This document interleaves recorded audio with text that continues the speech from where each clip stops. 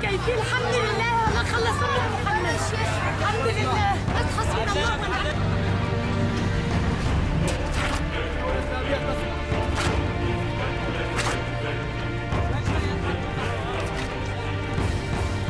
إننا في المجلس المنبج العسكري نعلن للرأي العام ولشعبنا بجميع مكوناته في منبج بأنه قد حان الوقت لإنهاء احتلال داعش وتحرير ترابها من روسيا.